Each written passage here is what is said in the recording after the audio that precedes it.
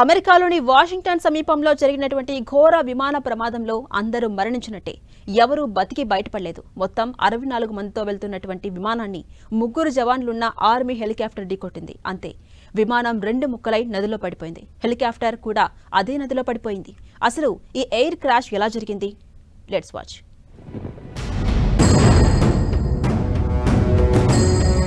అమెరికాలోని వాషింగ్టన్లో ఘోర ప్రమాదం చోటు చేసుకుంది. 64 మందితో వెళ్తున్న ఓ ప్రయాణికుల విమానం, మరో హెలికాప్టర్ పరస్పరం ఢీకొన్నాయి. ఎయిర్పోర్టులో విమానం ల్యాండ్ అవుతూ ఉండగా ఈ ప్రమాదం జరిగింది. దీంతో ఆ రెండు పక్కనే ఉన్న పొటోమాక్ నదిలో కూలిపోయాయి.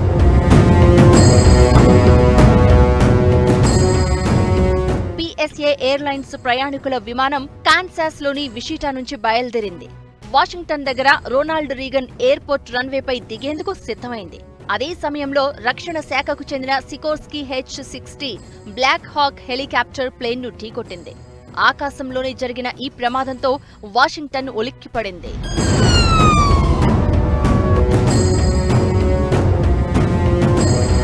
ప్రమాద సమయంలో అమెరికన్ ఎయిర్లైన్స్ లో 60 మంది ప్రయాణికులు, 4 సిబ్బంది ఉన్నారు. ఢీకొన్న హెలికాప్టర్లో 3 సైనికులు ఉన్నారు. ప్రయాణికుల కోసం గాలింపు చర్యలు చేపట్టారు.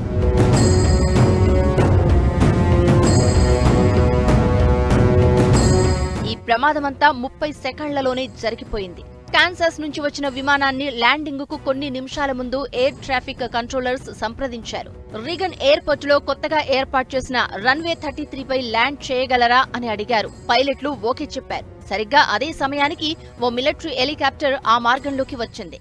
అప్రమత్తమైన ఎయిర్ ట్రాఫిక్ కంట్రోలర్ హెలికాప్టర్ కు సమాచారమిచ్చారు. మీ ముందు విమానం వస్తోంది, కనిపిస్తుందా అని రేడియో కాల్ పంపారు. ఆ తర్వాత 30 సెకండ్లలోనే హెలికాప్టర్ విమానాన్ని ఢీకొంది. అలా విమానం 2 ముక్కలై నదిలో పడిపోయింది. హెలికాప్టర్ కూడా తలకిందులుగా నదిలో కూలిపోయింది.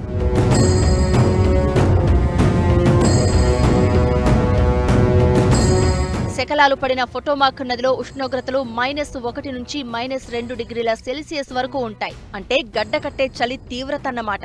దీంతో నదిలో పడ్డవారి బాడీలకు కోల్డ్ షాక్ కొడుతోంది.